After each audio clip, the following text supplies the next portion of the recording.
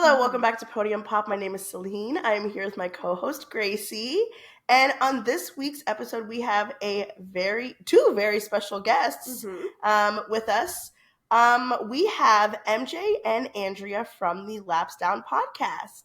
Welcome to the podcast. Thanks for joining us. We have a super fun episode with a lot of fun questions. We have been able to go to a lot of races together, and we have a lot of fun, exciting things coming up. So we're going to have a lot to chat about. Before we get started, make sure you go follow us on social media. Make sure you go follow LapsDown on social media. We'll have all of their social media handles in the description if you're watching on YouTube as well. But let's go ahead and pop the bottle, and let's get right on into it. Pop the bottle, girls. Another quick disclaimer, we are recording this a week early, so if anything like insane happens and you're like, why aren't they talking about this? That is why.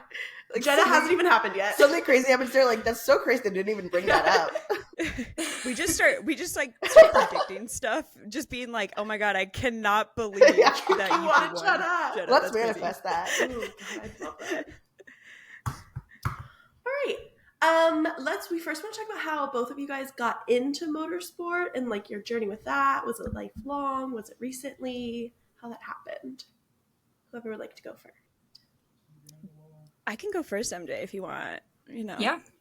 I started watching Drive to Survive during COVID, typical, and then I kind of like followed F1 through literally Twitter. I can't express enough. Like I would just be up at like 3 a.m. and I'd be like, oh, the Chinese Grand Prix is happening. What's going on there? And like, this is like that Netflix show, huh?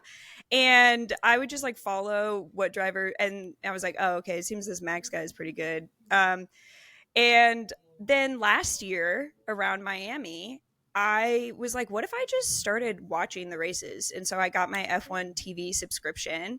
And I also was like, at the same time, I was like, I have opinions that I want to make heard on the internet, which is a crazy thing to do. Like when you just started actually watching it, like I think I had actually watched like the Chinese Grand Prix the week before. And then I was like going into Miami, I was like, let's try to make my voice heard, which is insane.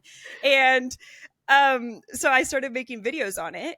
But then I met MJ, and she was really into IndyCar, and she also was starting to get into NASCAR. And I was like, well, what if I like to appease my friends, start watching these other motorsport series so we like have something to talk about? And then and then I was addicted as well. So that's kind of how I got into motorsport / like my motorsport journey and my content creation journey are for some reason at the same time they started, which is I think that takes like a lot of bravery to just be like, I don't know much about this sport, that I barely know about. I think I should share what I do know. I would love to see what your first video was. No, literally. Yeah. My first video I think was reviewing the Miami GP helmets. That's a good one, that actually. made. Yeah, because I was just like, some people are really doing great, and then other people, I was like, literally, what went through your noggin? Like, I think Europeans have like a very weird conception of what Miami is, and then like it reflects sometimes in like the merch or like the helmets that they make. Like I'm like, what do you think happens? Like the most extreme. What? Yeah, I'm like, what's going on in your brain? What about you, MJ? I kind of fell into F1. I think it was, time is crazy. It's crazy that time exists. I think it was 2 seasons ago. I went to like rewatch hockey games while I was working out, because I would always like have them on my YouTube TV, and I had apparently deleted all of them. So I just kind of put on whatever was on TV, which happened to be the Austrian GP from, I think it was 2023. And I thought it was really, like, I'd never watched F1 before. I only knew about NASCAR. I think I had seen Lando in some of, like, Noel Miller's, like, live streams before. So I knew that Formula 1 existed, but that's, like, all I knew. And that was before they did, like, the gravel traps at the Austrian GP. So there was track limits. And it was just Lewis and Lando the entire race just going at each other, being like, that guy went off. That guy went off. I was like, this is the funniest sport I have ever watched. I have to get into this. And so obviously I like watched a bunch of like Lando Norris edits, and I was like, yeah, no, I'm sold.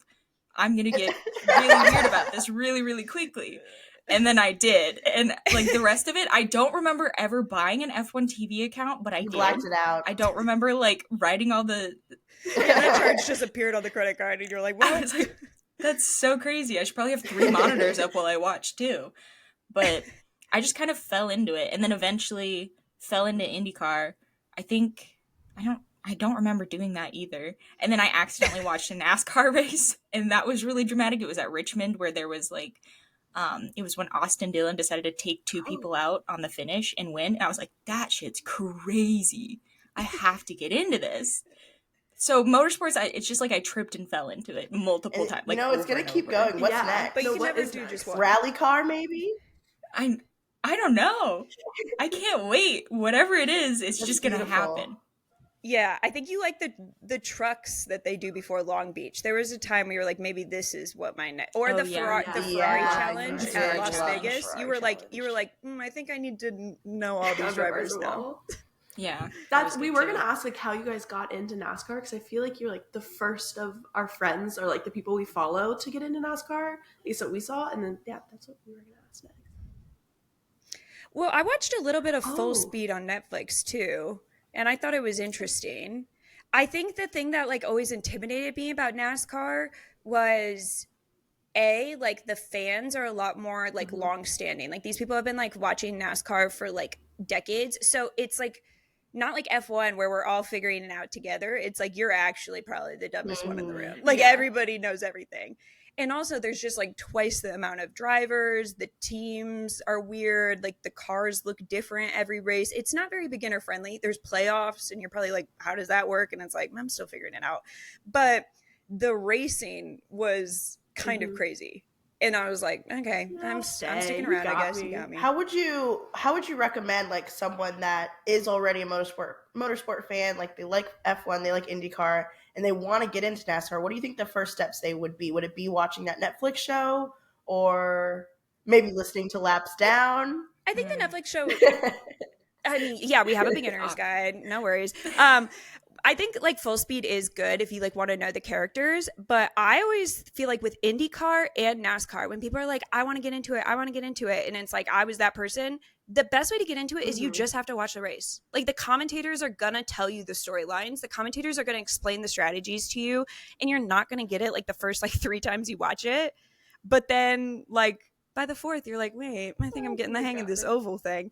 I don't know like about you guys like getting into IndyCar and NASCAR, but for me it was like you had to like I just had to watch the race to like get it. Yeah, I agree. Just like follow along a weekend. Just like kind of get on like NASCAR threads or something, kind of see what the narratives are and just like follow along because it does like it plays out for you. Like you don't have to do any of the deep diving. It's so theatrical and dramatic. Like if you need a storyline to follow, they're going to have like 10 of them at the ready.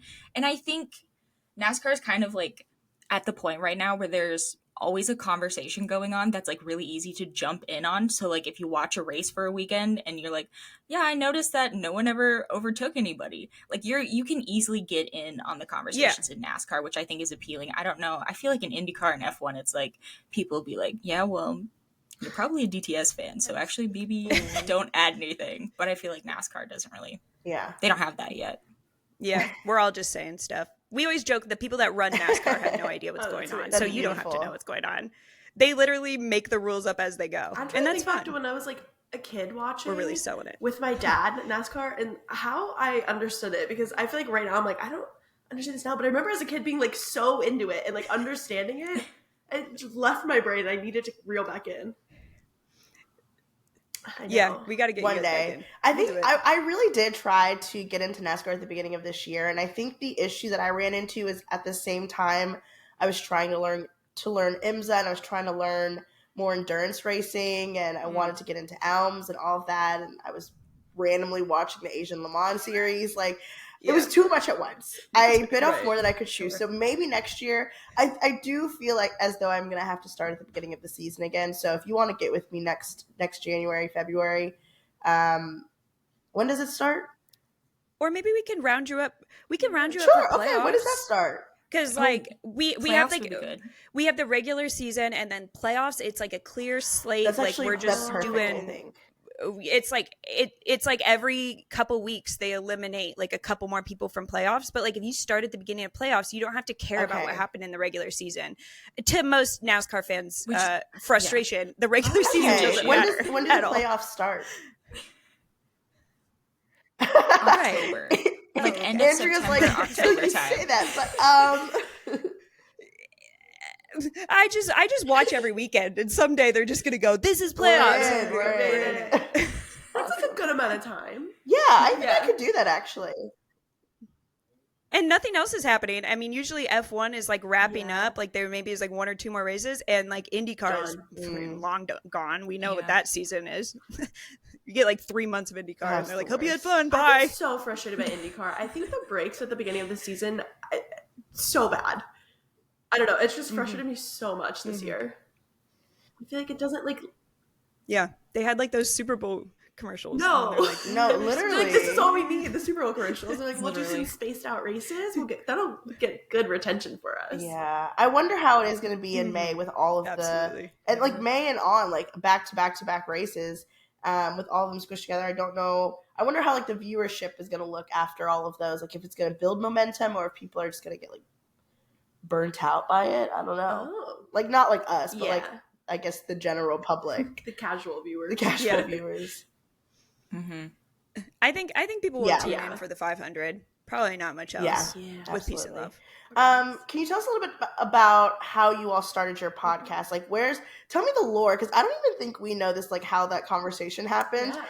Fun fact before you get into that story is they created when they first created their like social medias for the podcast, they were like, "Who are we?" ? Like did this fun little activity, and I literally see the first post. I go, that's Andrea and MJ because we literally thought we had everybody days before MJ texts us and goes, "Hey, what podcast software do you all use?" And we're like, "Oh, this one." She's like, "Okay, great, thanks." And then a couple days later, they follow this podcast, unnamed, follows Andrea, follows MJ, follows me, Gracie, Marley, who we're all friends. And I'm like, yeah, that's Andrea and MJ for sure. Yeah, there's one thing we were going to do. We were going to cloud I love that. We were like, yeah, we're following our personals. We need our first followers. I don't know. I think it started with MJ. She was going live one time by herself. And we had recently become mutuals. And she was like talking on there about like how stupid it was that TikTok makes you go live by yourself a couple times before you can have a guest on there. And I sent her a DM. And she had a lot more followers than me, so I thought she was gonna be like you loser, ghost me or whatever. I thought I was like, I'm pushing it. You know what I mean? I'm like, I can't believe I'm talking to this girl. She's so clouded. And I DM'd her and I was like, girl, I know TikTok's so dumb, but once we get guest host ability, we should go live together. And so then we ended up going live a couple times. I tuned in for some of those actually. A lot of times. That's how I was introduced to you, Andrea. I found you through MJ's going live together. And I specifically, there was one point I texted MJ and I said, "This girl Andrea's hilarious." No, we've had multiple comments. Really, Andrea's so funny. I think that people were just confused like by my presence because they literally were like, "Who is this girl?" And like MJ was like going live with me like twice a week. Like we were like really committed. And I think one time I was like, it'd be cool if we could just like have these conversations recorded for people that can't make it to the live to listen, because we're like the people need to see this. I was like, this is good stuff. Yeah, and then MJ had this bright idea. I don't know if you want to take it from here. You sent me a DM that was like, I have a revolutionary idea. Yeah, because we kept being like, this is really funny. We should make like a podcast show, but like we don't want to edit a podcast. Like that seems like a lot of work. And so I just DM'd her and I was like, well, what if instead of having a podcast, we just like film ourselves talking and then we just do clips. Like we only post clips. Like we don't have to commit to a podcast. And we started doing that, and it worked out actually pretty well. Like one of our first clips, we talked about milk, and it definitely started a dialogue amongst the community. Yeah, the IndyCar fans had a lot to say about milk. They really about milk, not the tradition, just milk. What enzymes are in it? What kind of dairy-free alternatives that they would allow? Right. They had so much to say, and then I think like there was a point where we were like, we need to give the people what they want. We do. Yeah, so that's kind of, I think, how LapsDown came to be. But it is funny because we started with a fake podcast. We literally were pretending to have a podcast and just cutting clips from a Zoom chat that we had. It's so fun. And that's, I mean, isn't that how every podcast should start? It should start at the root of it. Pretend and lie. and Deception. Yeah. Fake podcast. I think every good relationship with your Lies audience and is started deception, on for lies. For sure. Sure. Us from the beginning, we were like, Yeah. we're talking about this too much. Maybe we just make a podcast so we can talk about it even more, and so like people will listen to us. Yeah, no, we're like, there literally got a point where me and Gracie had to sit each other down and say, hey, our friends they're gonna hate us if we continue to talk about F1, and they did for a bit. As much as we do.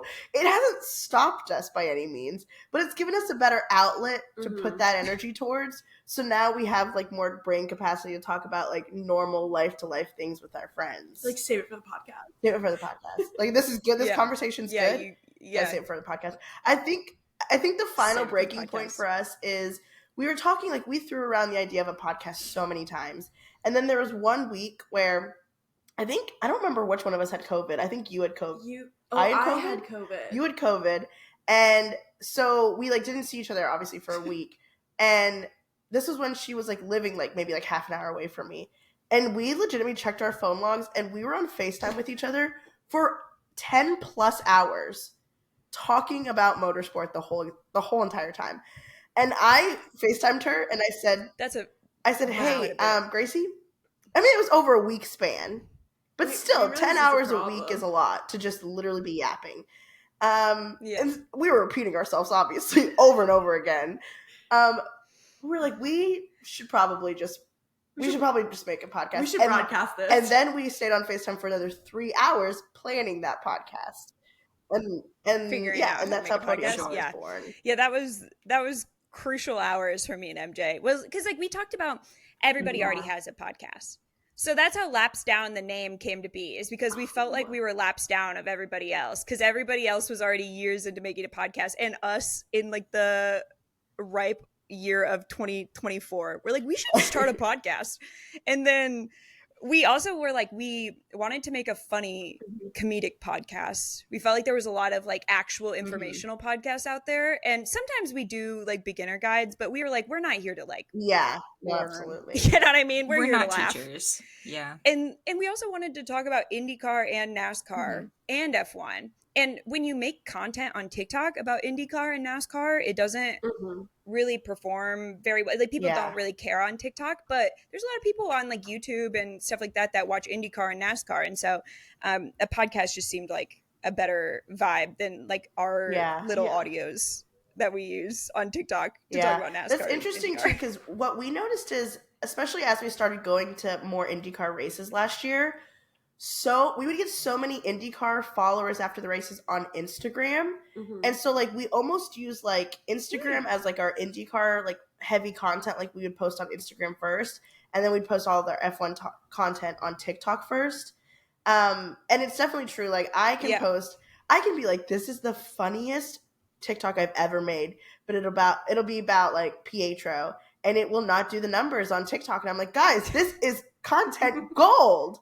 And it's like nothing. And then I post like a stupid F1 TikTok, and it's like, it like spikes up and likes. I'm like, okay, guys, you all should try this other thing out.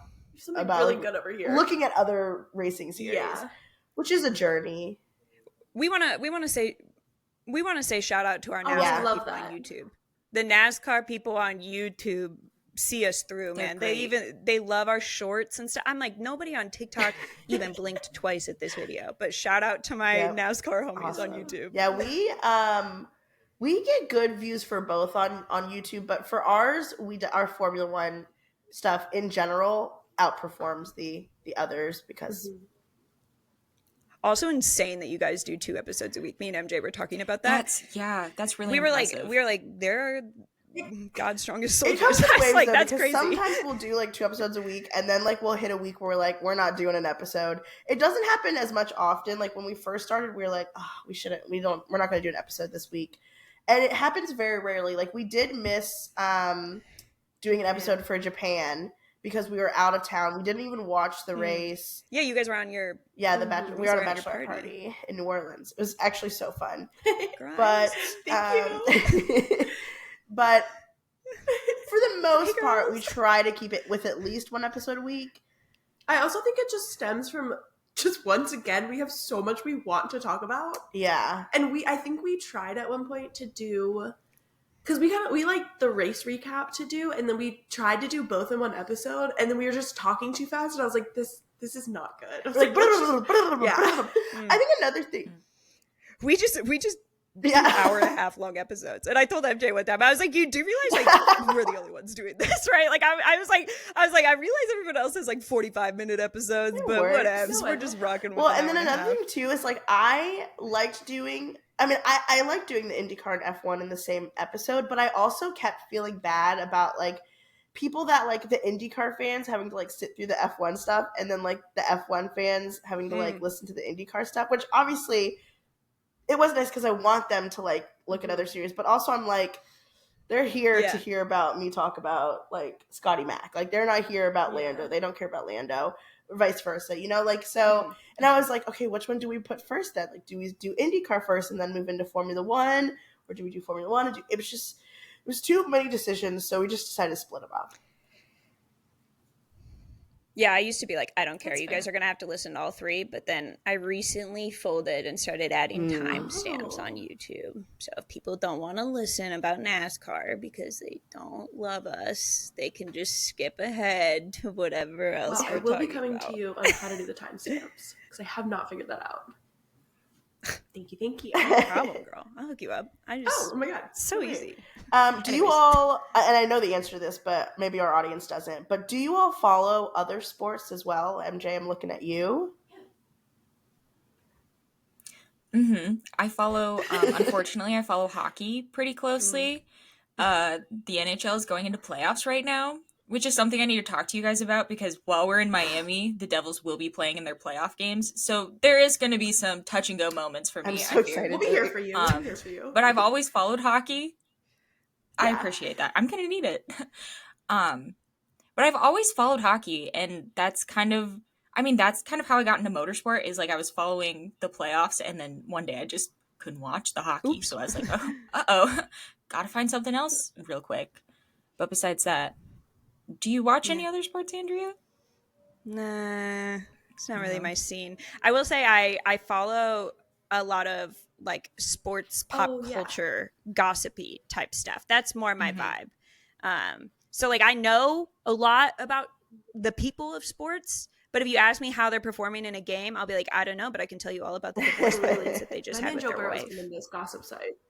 That's more my scene. That. You know what I mean? I do love the gossip, but then sometimes I'm like, oh, how do so many people, I've talked about this before because I'm a Bengals fan, and I'm like, how do so many people know who Joe Burrow is? Like, our past quarterbacks have been so just not heartthrobs as he is, and then I'm like, well, why do so many people know my quarterback? This is my quarterback. Like, I will say, like, I like a lot of sports. I just cannot watch them because I'm extremely superstitious, and I believe that me watching them makes them lose. So, like, I am from Michigan. I have always like loved the Lions, and I also love Michigan State basketball and football because I went to Michigan State. And I convince myself if I'm watching and they start losing, I'm like, this is my fault. I'll literally leave a bar.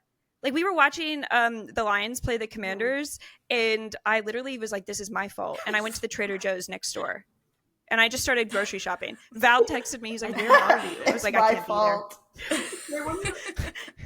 So I love sports. I just can't watch them because it's my family. Fault. We were watching the Bengals. I think it was like right before they went to the Super Bowl in 2021. They were doing bad for a minute. I made everybody get up and switch places. It was like me and my cousin. We were like, get up. Everybody is switching. We're bad luck in these spots right now. Yeah. No, I'm like extremely superstitious. Gracie and I get like really fixated on sports easily. So like we went through, I mean, especially at the beginning before like motorsports started, MJ was probably sick of me because I was so into hockey for a little bit there. Like I was like the Flyers ride or die.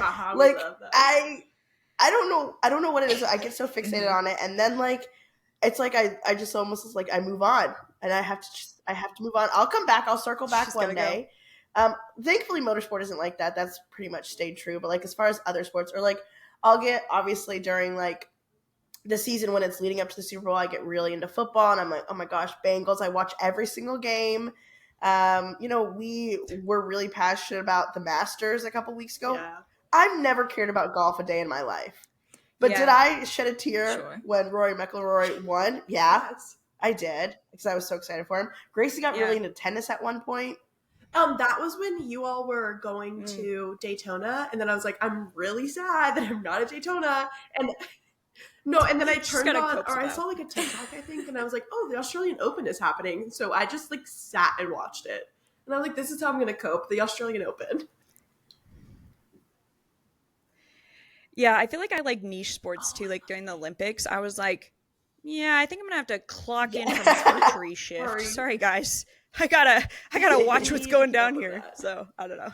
So again, we'll probably know most of these answers, or I can guess most of these answers. But can you all tell us a little bit about who your favorite teams or favorite drivers are in NASCAR, F1, and IndyCar? Or actually in general, because like if you have a favorite IMSA team, shout them out as well.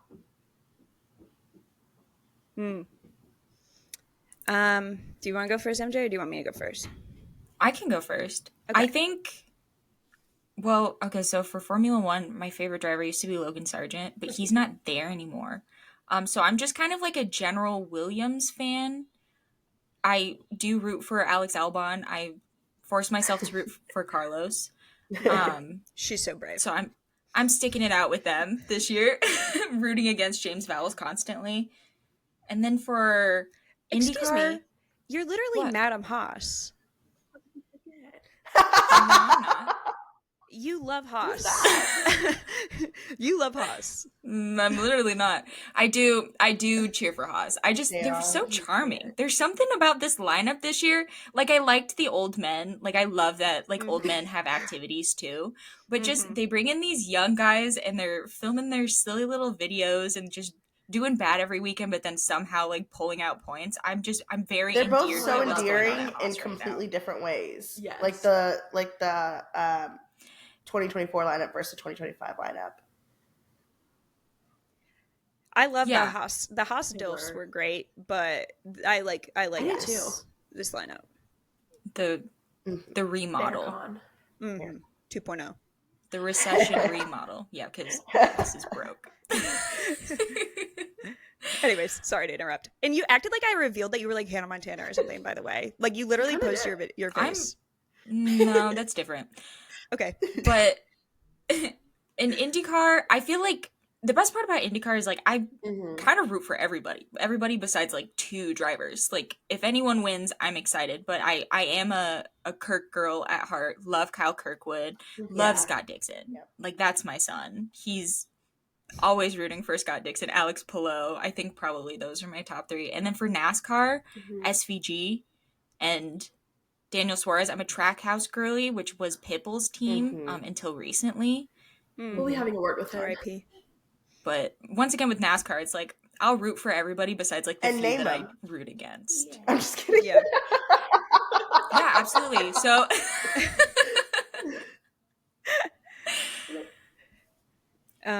right now she just cares about anybody that does bowling fantasy. Really so very into fantasy. Love a good fantasy. Yeah. Number 2 on Grid Revel, guys. Globally. She's like kind of crazy. I, in Formula One, am a huge Carlos Sainz and Oscar Piastri fan. And then obviously you always have like that third driver. And for me, it's Max. There's like a weird combo. It's like there's weirdly a lot of people on TikTok who like that combination of driver. And I'm still trying to get to the bottom of it. It's a very like popular combo. And it's weird because like Oscar and Carlos like low-key hate each other. Max like doesn't need our support, right? Like he's fine. And so it's like very strange. But yeah, I'm a big Carlos and Oscar Piastri fan, and then a little side of Max. In IndyCar, I would say I really love Alex Palou. But I kind of like MJ. I'm not gonna really be mad about whatever that result looks like. You know what I mean? It's like I'm just there for a good time, you know? But I think that there's something fun about watching Alex Palou because I just think that he's terrifying.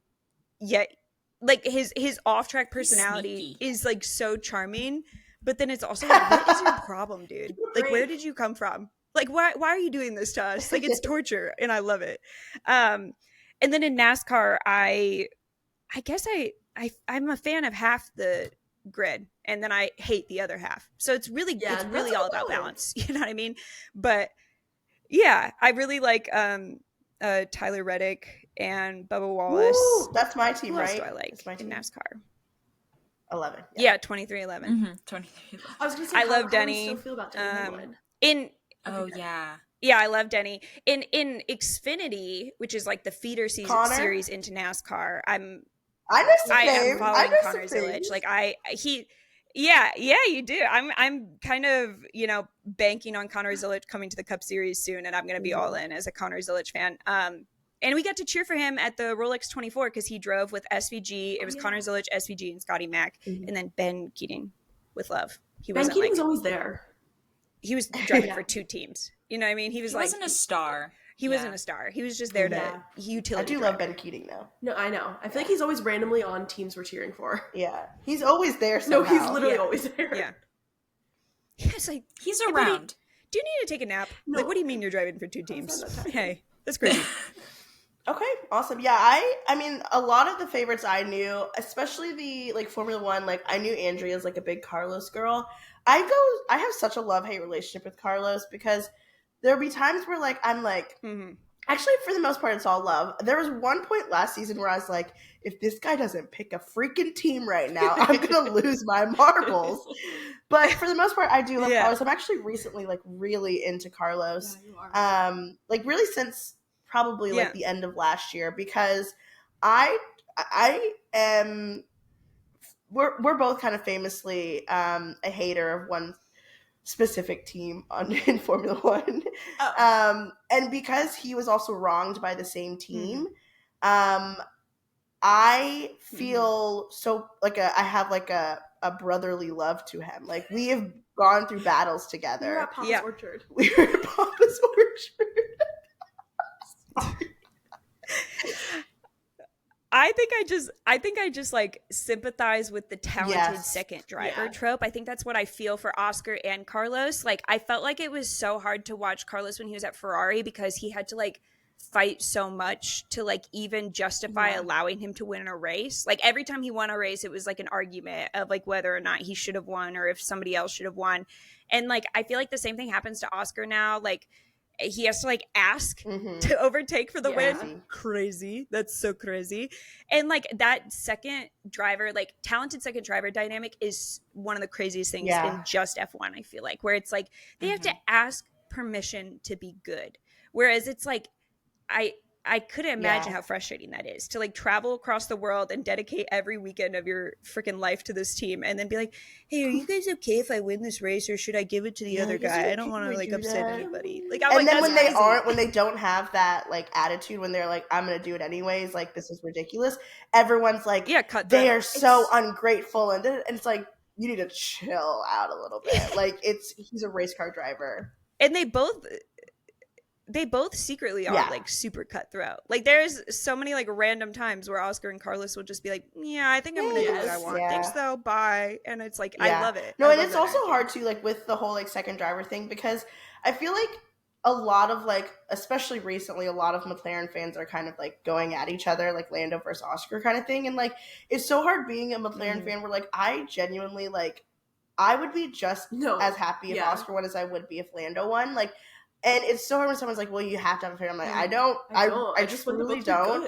Because, like, I love them, again, in, like, different ways. Like, I'm like, I think Lando's good, and he's got, like, this personality that I think he's doing, like, a lot of cool things in social media with, like, Quadrant and all this stuff. Like, he's great. And then Oscar, like, I love his, like, attitude, and I love that he came in as, like, this really strong rookie, and I think that he's going to be, like, a really successful – I think they're both going to be successful drivers. But, like, it's so difficult when they're, like they're – I don't know. I don't like it. I don't like when there's not harmony on the McLaren team. It's really stressful to me.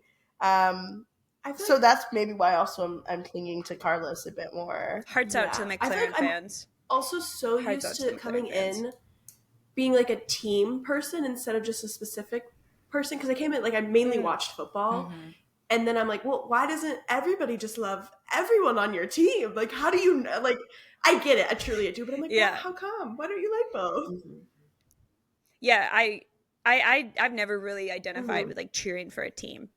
Like if there, I think like right now I actually am in the best place for that I've ever been, because I do love Alex Albon as well. So I'm like totally fine just cheering for Williams. But this is kind of a first for me. Normally I've always just been like, I'm cheering for my drivers. I'm not cheering for the team. The team needs to execute for my driver. They need to do the pit stop for my driver, or like make a good car for my driver. Well, it's like IndyCar too. Like in IndyCar, again, I have like similar to you all. Like I almost have like too many favorites in IndyCar, where like it's more so like easier for me to name like the 3 or 4 that I don't like. The two that I don't like. Not to narrow it down. Everyone. I mean, yeah, sounds about right. But but it's like, but then I also like find myself just again rooting more for like the team. Like, do I like I love Andretti, and like do I want Colton and Kyle to do really well? But I'll be just, I mean, not just as happy, but I'll be happy if Marcus Ericsson does really well. Obviously, it doesn't happen that he's outscoring them, so I'm like almost just like a shock value of like, oh my god, like Sometimes I have to check in on him. He's so quiet. Have you seen him on track for a little while? He's like, I kind of forget he's there sometimes. He's probably just with his designer handbag with love purse, his Louis Vuitton. Yeah. I was like, oh my god, he's carrying his wife's bag. That's so cute. That's so real. It's his. It is his bag. And I love that he's breaking down barriers with that. Truly. He's like, heaven forbid a man have a Louis Vuitton never full. You know what I mean? It's like, geez, can't catch a vibe. So we have luckily been to many races together. We've gone on a lot of journeys, a lot of experiences. We actually met you both in person for the first time at races. MJ, the first time I met her was literally when we were picking her up from the Nashville airport. Kind of crazy. I remember talking, I forget who I was talking to. I was talking to someone, one of our other friends, and I was like, we've never met her, but we're picking her up at the airport, and she's staying with us at an Airbnb for the whole weekend, and we're just going to spend every moment together. And sure enough, like that same weekend that I met you, like you slept in the same room as us. Like we were, like we couldn't get any closer. It was just like crash course, like we're throwing ourselves at each other. and then Andrea, we did the exact same thing where we met you, and it's also funny because like I feel like MJ was almost like the link between us, but then whenever we met in person, MJ wasn't there because you just walked into the hotel room and I'm like, hi. No, I was literally like checking in at the hotel desk, and I was like, so I have some friends joining me tonight. I don't know their last name, so hold on, let me ask them. I just like realized in that moment I had never learned you guys' last name, and the lady was looking at me like, oh, they're getting in your room and you don't know their last name? And I was like, no, internet friends, you know. She was like literally like, what the fuck is happening? I think we're a bad example. Don't meet randos that you meet on the internet unless you know for sure that they're not weird. Don't lead, what is it, lead by example, or do as I say, not as I do. I don't know. But it was luckily both really great meetings because we got to do Nashville together with MJ. We got to do Vegas together with Andrea. And then since then, like me and Andrea went to Daytona together. Obviously we saw MJ in Vegas as well. And coming up, we will all be in Miami together. As this episode is posted. Oh my gosh. It'll be like days away that we see each other. Literally. I'm so excited. Literally like 4 days. That's crazy. Once the episode's posted. I can't wait. Wow. See you in 4 days, girls. Oh my god, see you in 4 days. I'm so excited. I can't wait. So we went to Miami last year. Have you all been to the city of Miami before? No. I went one time for her like 24 hours before I went on a cruise. That counts. Right. So you can imagine I know a lot about the city. You know, I got really ingrained in the culture there. I've really made the city my home. It's a home away from home for you. Yeah. So right. But exactly. Okay, so another thing too, like with Miami, is like we went to Miami, but we didn't actually go to like Miami Beach at all. We went to the Hollywood Beach, where the Margaritaville We is. just went to Margaritaville. We didn't even step foot on the sand. We went there. Well, that's all you need. Ate I peeked up and I was like, I see the ocean. I'm good. We're good. And then we actually went to like downtown Miami only one time to go like out after the race. And so it was dark. We didn't really see any of it. So it's almost like whenever we're hopefully going to be doing a lot of like the fun, like fan activation stuff on Thursday, we'll probably be experiencing most of it for the first time with you all. Oh, yes. Can we still go to Margaritaville though? Like, absolutely. Even though you've already been there. Okay. I'm like, it's like kind of a thing in the friend group. I'm hopelessly addicted to like gimmicky restaurants. I think they're quite funny. They're very entertaining to me. We had the horrible moment in Vegas with the Rainforest Cafe. I think about her often. But I've been wanting to go to Margaritaville with you gals. You know what I mean? I think we could really crush some Margaritavilles. We could ride the Dente. I remember last year I was like, absolutely. Oh my God, there's a Margaritaville where we're close to where we're staying. I was like, so we have to go. Yeah. And I was like, you get no say, we're going. It's also like Miami was legitimately one of the most fun races I ever went to. And it was just me and Gracie. So I'm so excited. Like, I feel like it's going to be so much more fun that one, we'd never even been to a race before. Like, we've never been to an IndyCar race, anything. It was Formula One. Yeah. Like, Miami was our very first race. Don't take away my NASCAR races as a child. NASCAR as a child. Don't take away my Kentucky Speedway races. She was in the stand. I'm sorry. I apologize. But, so we had no idea what we were doing. So, like, now that we're, like, all going in, we've all been to, multiple races. We're veterans at this point. And we'll be there, like, with, like, you all, but also we know so many more other content creators. Like, last year, we'd never met. We were too scared to talk to anybody. We were too scared to talk to people. Like, we went to a meetup with, what was it, fan behavior? We went to a fan behavior meetup, and, like, we saw people that we, like, recognized online, and we're like, we looked so stupid probably because me and Gracie were literally like face towards each other, like huddled together, like 5 feet away from the group being like, you go say hi first. No, you go say hi first. What do we say? Like, it was literally me that we were going to say hi to. Yeah. Like, how do we go up to her? It was really, it was a little traumatizing. But now I'm like, oh, I know you. I saw you at this race. Or I know you. We commented on each other's videos. Like, it's just so much like, I don't know. I'm looking forward to it so much more this year because of that. And we also like have like a crazy goofy time whenever we go to races together. Like the things that happen to us, it's like, honestly, I'm glad you guys are there just as like eyewitnesses for the shit that goes down. Like, I feel like I love making our vlogs whenever we go to races together because I watch the footage back and I'm literally like, what drug are they taking that they're acting this way? But we're just actually we're high on life, guys. We're just having a good time. But I feel like in Vegas we had quite a bit of fun like before the races and stuff, like just bebopping around on the strip. And then in Daytona, I'm still cracking up Selena, that random guy that tried to touch your box of wine. I think about that often. This random guy just snuck up behind Selena out of my backpack to steal her wine, and I had to fight him for it. Like, me and Ryan and Marley almost had to hold Andrea back. She was like, that belongs to my friend. I was like, don't touch it. Meanwhile, the guy's like, is that beer? Like, he was gone. Like, he was completely gone. And like, bless his heart, like, at that point, I'm like, oh, this buddy doesn't know what's going on. He doesn't know where he is right now. And Andrea's like, if you touch my friend, I'm gonna kick you across the street in front of a, like, that was like, it was crazy. No, I literally was like, she loves her friend. I was like, you can't just steal people's box wine without asking permission. It's honestly rude, and the fact that you even thought you could do that in that moment, get out of my face. Many moments I've felt this, but in that moment, once again, I've been like, yeah, I'm safe here with Andrea. Like, something could happen. I'm like, I'm safe. Like, there's been many times that's happened. Don't get me wrong. But that one in specific was like, yeah, that's amazing. She would fight someone for me. Yeah, I was about to say you're a bodyguard. Yeah. So no, I'm super excited for Miami. What is one thing that you both are looking forward to the most for the Miami weekend? It doesn't have to be about the race or even at the track, but just the weekend in general. Margaritaville. I think we went to Vegas soon after LapsDown started. And I felt like I had never really met people in real life, like creators wise. And I was just so like weirded out on like how to talk to people. I think I've overcome that. I think I'm gonna be less weird this time, guys. Look forward to that. If you meet me in Miami, less weird. The reviews are rolling in. She's gonna be less weird about it. But I just am like way more confident in the product that we put out at LapsDown. Like I'm really proud of our podcast and the content that we create, and like I'm more confident now, like networking and making friends with other people that make content.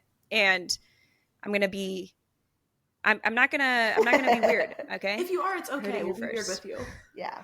I'm fully still planning on being weird. So if you meet me here, it's gonna be the same. Yeah, Maybe weirder. Maybe. Just to, balance is important. I'm really excited. Well, first of all, to see you guys again, obviously. But I'm so excited. Wow, Thanks, Andrea. I'm excited it's to because see you them don't too. mean it. I'm excited to get start still weird. the group back together. Because I feel like races are just so much more fun when we're like giggling together, especially, yeah. I miss the giggles, but I'm also so excited for the support series that we're going to be watching. I'm really excited to see F1 Academy in person. Yeah. I feel that like was a lot of fun last year. Yeah. And we get to go through Yeah. I think we get to walk through the paddock and like see the cars and think stuff like so. that. Yeah. Chloe Chambers is on pole for race 2 tomorrow. I'm hoping let's all say a little prayer for Chloe Chambers win while we're in Miami, because I need to hear that Oh my God. Wait. national anthem on that pole. Dude, That that's just gonna gave be me so chills. It gave me insane. chills. I need That it bad. Yeah, Formula One Academy was so cool because last year it was like our first race, but also we got there in the time frame that like Formula One Academy is like the first like formula like car that we saw on a racetrack. Oh, yeah. Like that is like our very first in-person like experience, which is just beautiful, very symbolic there. But like Yeah. seeing Formula One Academy, like the support that it gets in Miami is also really special. Like there were so many like celebrities there. There was so much like hype around it. Commentators were not great last year in Miami. I hope that they fix that issue. I hope they are not there. But in general, Right. like seeing like the impact it's made, I also feel like last year is where Formula One Academy like really grew and took off, because it was there the year before, but it wasn't as like It was talked at COTA the year about. before, I think. And so yeah. Yeah. But I feel like 2024 was like the big year for Formula One Academy, and so to be there in one of the first couple of races for it, and seeing like all of the events and all of the like special like booth set up for it, I don't know, it just made me feel very excited. There were a lot more fans there too than I thought there would be, especially for the second race on Sunday. I remember there was like a person sitting by us who was such a big Chloe fan. The entire time she was passing, he was like screaming at the top of his lungs, and I was like, I love this so much. Aww. It's great. No, I hope we see him game. again. Yeah. And I also is like Formula 2 or Formula No. 3 I wish. racing at all? No, I still have They not don't gone to come a race to that America. they are, and that's like the They- other thing I would they, like like- to see. I don't Why think do they they can hate afford us? to. Why? Because Oh, Formula sorry, 2 hey, and fair Formula enough. 3 drivers, like, a lot of times, well, and Formula 1 Academy too, but a lot of times, like, pay their own way to races. Like, I don't think they could afford to send all the Formula 2 drivers to And across. cars. Yeah. No, the tariffs hit. Tariffs hit. That's Yeah. So, I think the only reason that Formula 1 Academy makes the trip over to America is because they get a lot of support in America for the Formula 1 Academy, like, series. Yeah, they're going to Mhm. Las The Vegas closer, this year right? too. Aren't they going to Canada as well? Yeah. Yeah, so think it's so. Exciting. it's super exciting.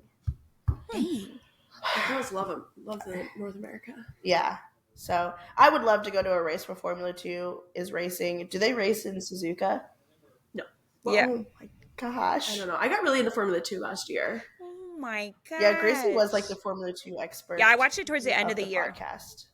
I think it was like Australia. It was like insane or something. I forget what happened in one of the opening laps, and I was like, I have got to get in on this. I need to watch. There are, like, crashes everywhere and people screaming. It was funny. That's her journey. That's her journey. I just remember Pepe getting out of the car, like throwing his helmet and screaming "fuck" at the top of his lungs, and I was like, "That's hilarious." Gracie, we were trying not to cuss. Well, I'm quoting Pepe. That's a quote. It's a quote. It's a quote. It was a quote. It was a Yeah. quote. What's your favorite? So we know that you support Chloe Chambers. Is there anybody else in Formula 1 Academy that you are big supporters of? I honestly, I love like cheering for the wild card entries too, because they always have like the coolest like liveries, and they always like have like a lot of hype going into the weekend. And then I don't know, I think I liked more drivers last year because I got to know them more throughout the year. So like maybe ask me in like 4 months, but right now I'm just riding with Chloe Chambers because it's like I know her. Some of these new girls, I don't know you yet. Sorry. Yeah. I don't ride with you like that. Yeah. I'm kind of the same way. I also feel like they haven't done a great job. No, last year it was their big year, 2024, and now I'm like, okay, like I need to get to know them a little bit. Like, yeah, Chloe Chambers, like that's my girl. I love her. We also like Ella Lloyd, but that's because she's the Formula One Academy driver for McLaren. But I also just think that she's. I don't know anything about her, and that's like almost like I'm always like I need to do research to like before I like share my allegiance to someone, because like what if they're like not a great person? So they embarrass you. Yeah, they embarrass you sometimes. Hate when they do that. It's a Sabrina Carpenter song. Yeah. Y'all, best so, but I think, Chloe, I would love to, and like, I didn't even think about hearing the national anthem, but like, oh, I'm getting chills again. So I'm getting chills again. It'd be so special. I need it bad. I'm going to be real patriotic for that minute and a half. Like, I might even bring my Red Bull hat just to change into during the F1. Oh my gosh, Academy. I was gonna bring my just so people know who I ride for. Red Bull Miami hat, like the pink one that we bought last year, and I was like, I don't know when I would wear it, and I was like, oh my god, that's perfect. Genius, Andrea. Thank you. There you go. Genius. So here on the podcast, we do a champagne pop and a champagne problem. So we are gonna do something a little bit different. We're gonna ask you to predict your champagne pop and your champagne problem for the Miami weekend. It doesn't have to be about racing all the time. It can be about some like rumors in the media. It can be about, and it's not necessarily if it's a champagne problem, it's not necessarily their fault. Like the team could screw someone over and they could still get a champagne problem. It's just situational. You don't have to explain why. It's just, it can be a vibe. But tell me who you think. We'll start with the problem. Who do you think is going to have a champagne problem in Miami?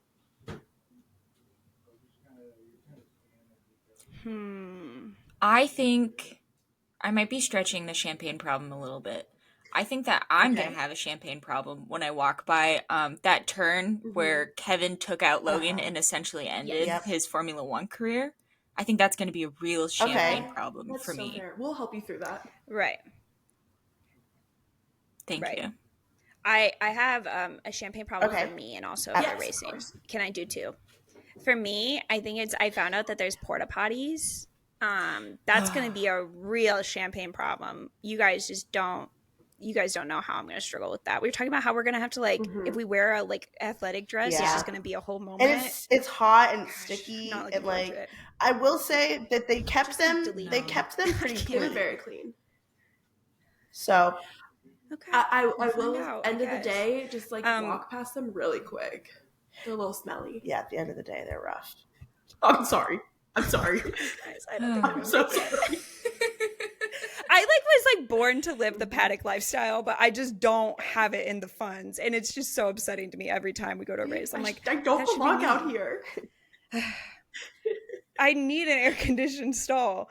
But champagne problem for the race, I just feel like Williams is going to do me dirty because I'm going to be there in person. And like, I just feel like if I'm there, I don't know, maybe like they'll just like see me in the stands and they'll like get nervous or something. And like Carlos is going to crash or something. And it's just like he's going to be distracted by me.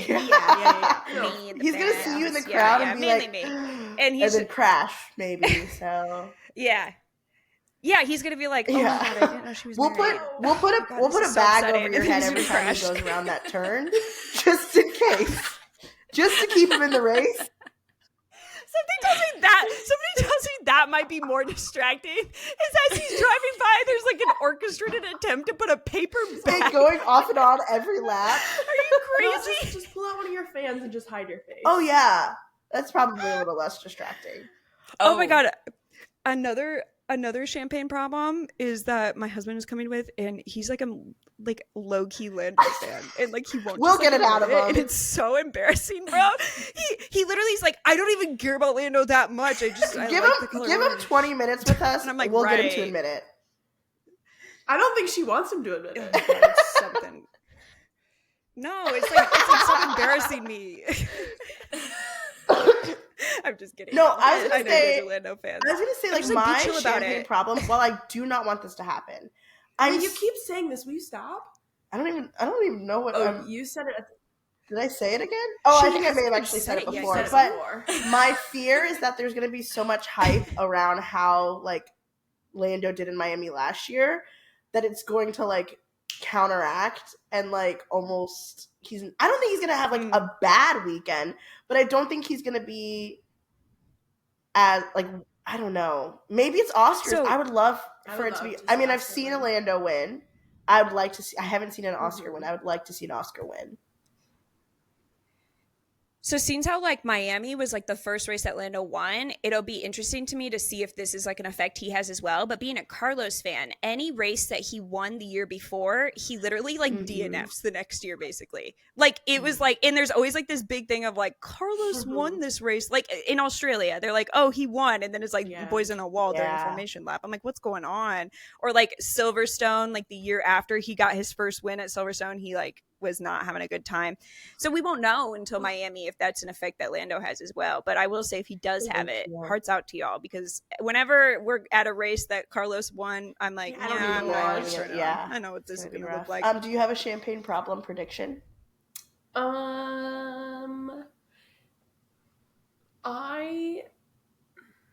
can say no. No, I do. I fear the organization a bit of the Grand Prix.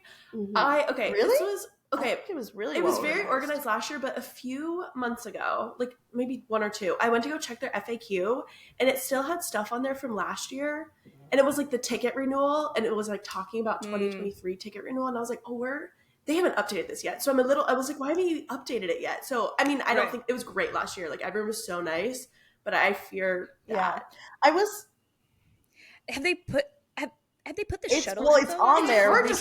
I feel like it's MJ on there. It's weird because like the shuttle that they have, they classify it as under rideshare because it's like the thing is that you ride share to the shuttle pickup spot.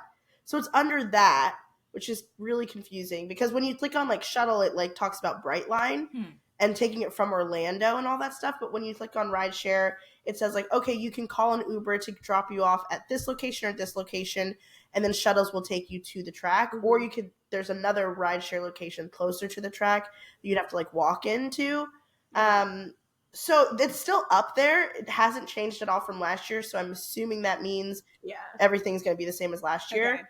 But it's weird that they have it under rideshare rather than like when you click on shuttle. I was like looking for info on that and I couldn't find it anywhere. And MJ was like, well, this is what it was from like last year. And I was like, but he's like, I know. Could you like, they did last year. They did like post on their Instagram, like all that information, but it was like a couple days before. So assuming everything hopefully is the same, the shuttles were really like, they have their own lane, like even on the highway that like, not the whole highway, but like close to the highway exit. Imagine they just shut down a whole highway lane. They're like, nah. But I think, and they're also free, which like Coda could never. But it's so like, it was so quick. Like obviously getting out, you do hit some traffic. I think we stood in traffic for like no more than a couple minutes, but like on the way in, like we literally just like passed by everything, got there, got off the shuttle. It was so quick. I think what helps a little bit too is since it's at the stadium, they're used to all the NFL traffic. So it's not just like once a year they're trying to figure out this Formula One traffic. They have done it before. So it's flowed very well. Yeah. We talk about the shuttles a lot. I was very passionate, very passionate about the shuttles. On the shuttles. No, I get it, girls. I love a little public transportation moment. Champagne pops. Do you have a champagne? You never said yours, did you? Oh no, she said. I said Lando. No, she did. Yeah. Did you say? Yeah. Oh yeah, Lando. Pop. Okay, cool. You want to start with MJ? What's your champagne pop prediction? I think this is just a crazy prediction that Andrea and I have kind of been joking about on our podcast that we made based off of nothing, but we believe someone's going to bring substantial upgrades to Miami, like rocket like a ship team out of level nowhere upgrades. is going to just like we think much like McLaren last year, everybody was like Red Bull's going to run away with it. MJ, do you have an idea of what team that would be? Yeah, we have firmly decided it's going to be Mercedes, and we think we're going to see our first Kimi podium. I would love that. I would love that so in much. Miami. Yeah, I might pass out. I would love that. That's my. I'm really excited to experience that. Based off of just general vibes, I think. Yeah. Andrea? Yeah. I think that I still feel like I do think that we'll see like a shift in the championship. And I do think like in my heart of hearts, based on nothing, I want it to be Mercedes. But I think that it's not going to be as like immediate as last year. And I think we're still going to see a McLaren win. And I think it's going to be Oscar. I think that, like I said, I just feel like there's like something that Lando hasn't experienced yet of like the hype, like they're gonna make Miami all about him. Like I'm already like they're really cashing in on the Lando hype, and I feel like that sort of attention is maybe not something he's used to. Yeah, whereas like Oscar is going to like just be like, it's just another weekend, and so I could see an Oscar win. Now that I said that, it won't happen at all. So I hope you guys enjoyed that 2 minutes of hope we all had. That'll be that. For my champagne pop, I think Haas is going to have a good weekend. Oh, yeah. They're back on American soil. It's going to be their Ollie and Esteban's first, American Haas race. And I just, mostly manifesting, I think, but I think Haas is going to have a good weekend there. I'm going to piggyback off of you guys saying someone's going to get good upgrades, and I'm going to say it's going to be Sauber so Gabby can get points in Miami. Oh, I would love that. I bet there'll be a lot of Gabby fans. I can match that. Yeah, I think so. Wow. Yeah. I am curious, like this is like the first American Grand Prix minus Checo. I'm very curious, like who the new. I think like Lando is gonna be the new like American favorite, which is so funny to me. But like, I think it's gonna be strange because most American Grand Prix are known for just like the outpouring of like Checo love, and now it's like last year happened too. It was. I was like, we're getting caught up in it. No, like I would say like at the race in Miami, which like you'd think that like. Just because it's closer to Mexico, like that Texas would be like the biggest Checo, like with the most Checo fans. I think there were more in Miami than in Texas. Like Miami, like legitimately probably like 9 out of 10 people were wearing Checo merch. Yeah, I remember watching the drivers parade before Miami last year, and they literally couldn't even interview Checo because the people were like cheering so loud, and all the other drivers, when they went up, like nobody was cheering, and they were like, they don't give a fuck about us. They're just here for Checo. And I was like, that's so real. At least they know that they're not the star. Gosh, I do kind of miss Checo. Checo, where are you? What are you up to, buddy? What are you doing? I think a few weeks ago he was at Good for him. I think I saw him at a concert the other day. I'm literally like, buddy, if you want this Cadillac seat, we gotta clock in. Do some negatives or something. Post yourself at the sim.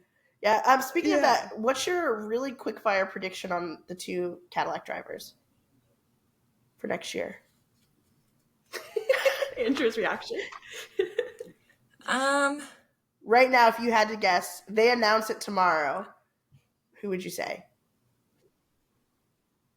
I'm guessing, okay, I'm putting all my cards in. I just made this decision right now. Checo, obviously, and Fred Vesti. I would love that as well. I think, isn't there a American driver in F2, Jack? Mm-hmm. He's Crawford. A reserve driver for Aston Martin, too.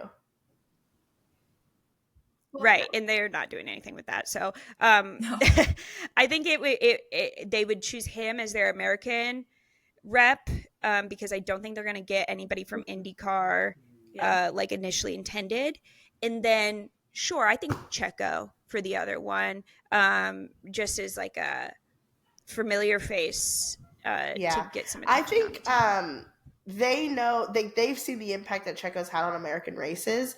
So, like, I think they would be smart to bring Checo in. Also, he's a veteran driver. He's driven for teams before. He knows how to, like, have a younger driver as well, offer good feedback. Yeah. So, I've been saying Checo for a while, and I don't think this is going to happen.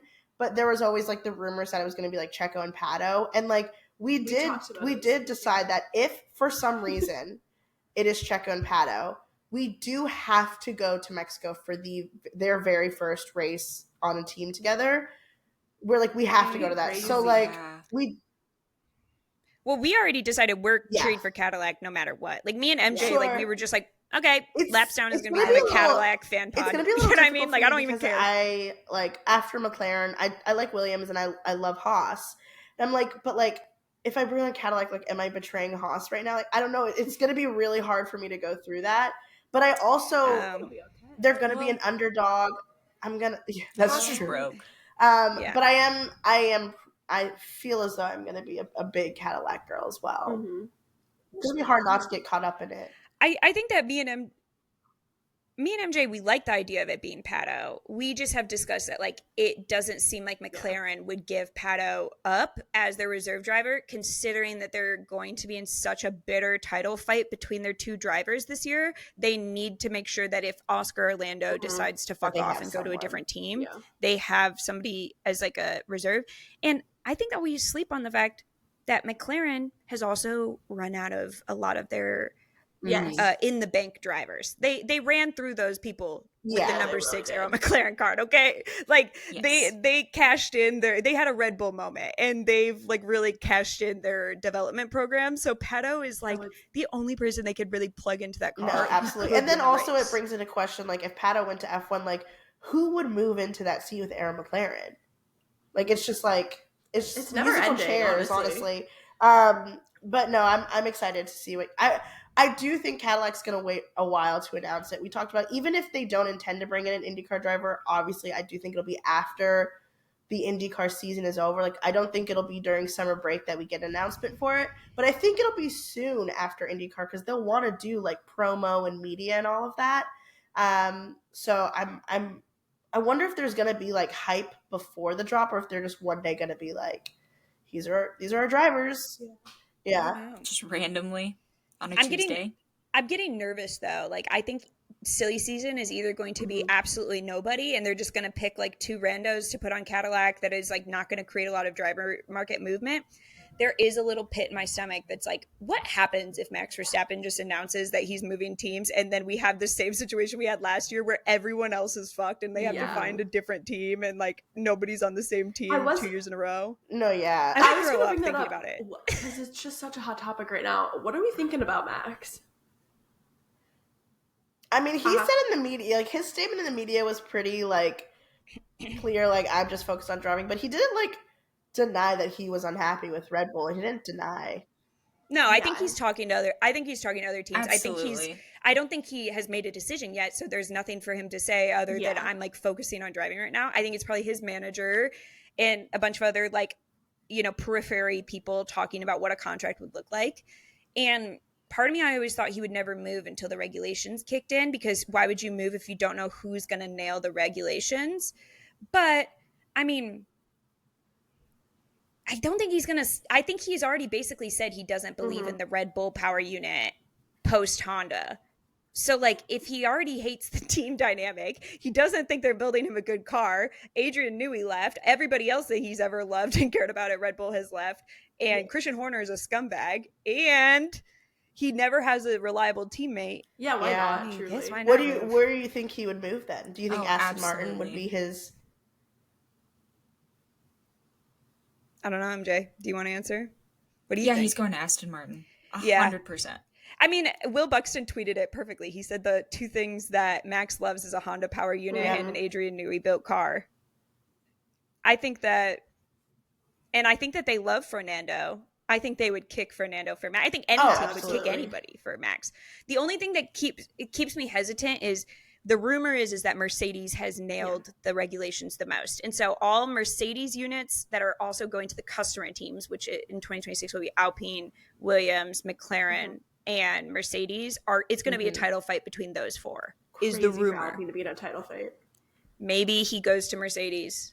I mean, we know Toto would do anything for literally anything. Max. And we talked about how like the George rumors that George like is extending his contract is actually just like a rumor mill created by George to force their hand to keep negotiations going. Because it was a weird rumor. I was like, why are you announcing that he's a negotiating contract? Like, I figured he was.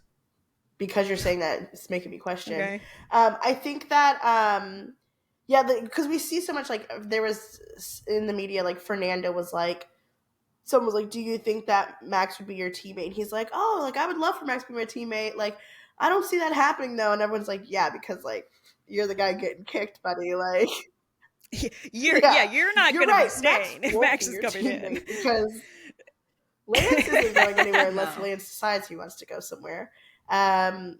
So, which I think would be so funny to see Max and Lance be teammates. I think they would actually probably get along pretty well. I could see them like really vibing.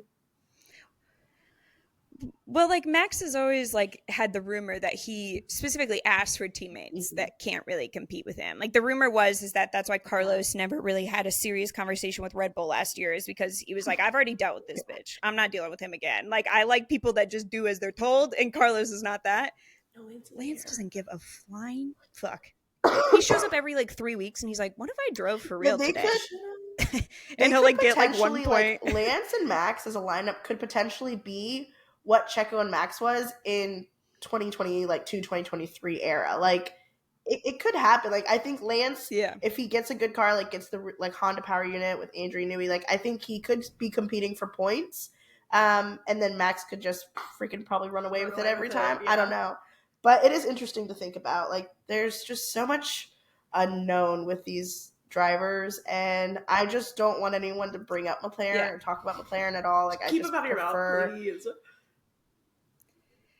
I will say, like, I've said on our podcast, I think that the years of Oscar being on McLaren are dwindling, unless if he does better than like Lando this year, then maybe he'll stay and Lando will be looking somewhere else. But both of those drivers, I think after this year are going to be like, this is not sustainable. They're both way too, they're like both in younger sides of their career. And they're both like, if I don't act on this now, like I'm going to run out of time. Like the people, like the younger ones, like Kimmy and Ollie, Gabby, all of them, like they've got time. The ones that are like, you know, even like, you know, Carlos and even like Stout now getting to the point like Charles and Max, like they're like, it's crazy to say that because they're not old by any means, but as far as like the Formula career wise, like they're getting up there in years where they're like, we're on the tail end of their career. Like Carlos is like probably going to end his career at Williams, in my opinion. He's there to build the team up, maybe get some of the podiums that they might win in 2026, 2027,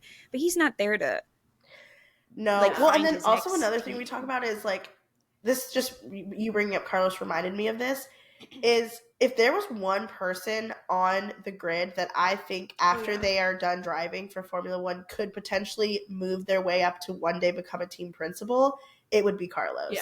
Because he has that, like he was doing the strategy, he's got like the connections, he just presents himself already as kind of like that like leader. He joined, like you can tell he's like he's almost like bulking his resume a bit, like he's like joined the GPDA, like all of this stuff, like he, and I think that's what people like, that's what George in his head thinks that he is. That was mean.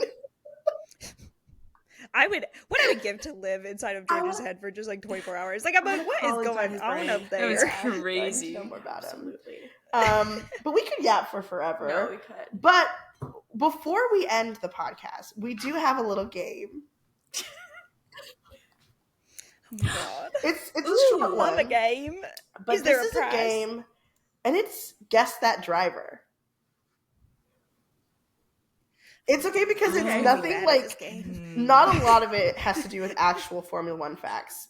So you really just have to, some of it is. Oh, okay, cool. Okay, cool. Some of it, but like, some of it you're just going to have to feel it in your heart. And I made these kind of tricky on purpose. So if you don't get them wrong, it's completely fine. Sick. So we're going to do the first one. Now, these could be any drivers. Any drivers in any series. I will tell you, I didn't do NASCAR. Hey, it So was that really narrows it hard down. to find like fun facts about them outside of racing. No, it truly is. I was struggling. No, that's so true. Though. So for these clues, they get more and more obvious as I read them off. So if you like shout some names out, I'm gonna pause in between each fact. Shout some names out of people that you're thinking. Okay. Okay. First one. Okay. He's fluent in English and in Danish. He loves Indian food. Christian. Not Christian. He loves Indian food. Is he Danish? He is currently racing. Right. He has 1 pole position in Formula One. Any thoughts so far? Why is this so hard? Okay, no. Is it Valtteri? I was gonna say Valtteri, but the 1 pole position, I think he got more than that at Mercedes. He's currently racing. Is it Go? No, I didn't say Formula One. No.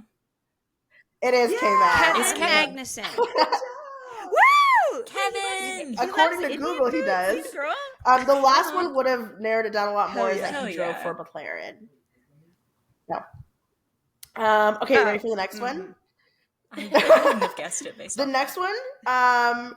First one, and again, it can be any series. He has 1 race win. He was born in the 2000s.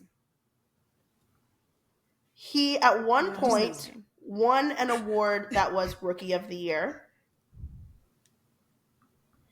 His first race for IndyCar, so I guess that gives away that he's driven an IndyCar, was in Texas. And he is Dutch. Okay, let's... Christian... Oh. Not a Christian. Dutch. Yeah! I thought it was Lundgren. Yes! Okay, you're getting good at this. Okay, we have one more. Okay. He is driven in Le Mans. So like 1 billion people. Yes. He is a big European football fan. Soccer. He speaks French, Italian, and Spanish. This is gonna narrow it down a bit too, to like really only a couple people. He manages a current driver on the grid. You get 1 guess from this. Okay. The last one will give it away. So what's your guess for that? Okay, MJ, what's your guess? And he manages a current driver on the F1 grid? So there's more than 1 answer so far, based off of that fact. I was going to say, I think I know 2 managers on the grid, and one of them's Mark Webber. And it's for sure not him. That man is not French. Well, yeah, he speaks French. No, he speaks French. Oh! Say the last clue. The last clue, I don't know. This will give it away, is that he was rumored to be dating Taylor Swift. Fernando. Yeah. Oh, Fernando. Sorry, Mark Webber. But that was our little game. You all did really good. You did good. Thank you. I was that really was happy really good. I always forget he's Dutch. That was good. No, that is actually so true. He's like suspiciously quiet. I did say that recently. Yeah. He has been very He's quiet. moving in silence. Isn't it weird how in IndyCar it's so weird? There's like a good half of the grid where I'm like, where did you come from? Literally. But like it's weird because it's like I do like them, and I just am so confused. They get like no attention on the commentary or anything, so I'm always like, I forgot you were here, bro. What are you doing in the top five? Yeah, absolutely. No, that's so fair. That was our podcast. Thank you so much for being on. Do you want to shout out your social media? Thanks for having us. Yeah, so we're on Instagram and TikTok and YouTube at LapsDown Pod. We have our personals on there too. That's Mj_Duffy. I'm at Apex Andrea. I know it's a pretty sick name. It's alpha. And we do talk about F1, IndyCar, and NASCAR on our podcast. But if you only listen to one, like I said, I have timestamps. Just come hang out. And we just like to giggle. And we have a great episode with Podium Pop. We will link that as well in our description box also. So if you want to, when you're done with this episode, if you want to go watch the LapsDown, that was filmed a couple months ago at this point. But yeah, make sure you go check that out as well. November. See it in a couple days. Miami. I'll literally see you in like 72 hours. 4 days away. Welcome to Miami.